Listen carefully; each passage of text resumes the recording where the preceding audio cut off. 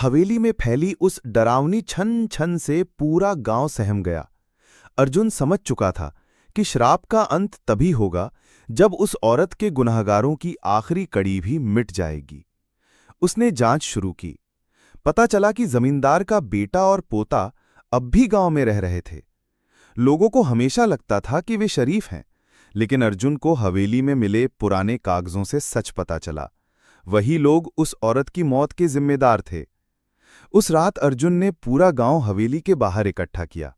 अचानक हवेली के दरवाजे अपने आप खुल गए और अंदर से पायल की आवाज तेज होने लगी।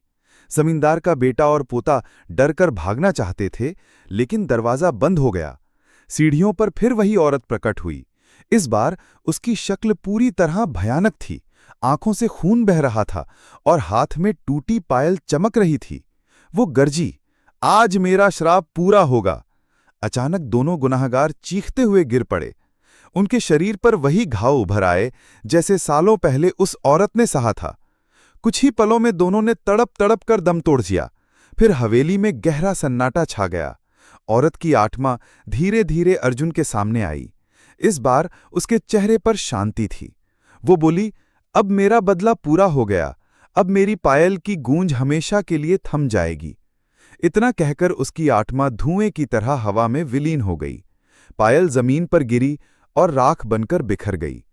उस दिन के बाद गांव में कभी पायल की आवाज नहीं सुनाई दी।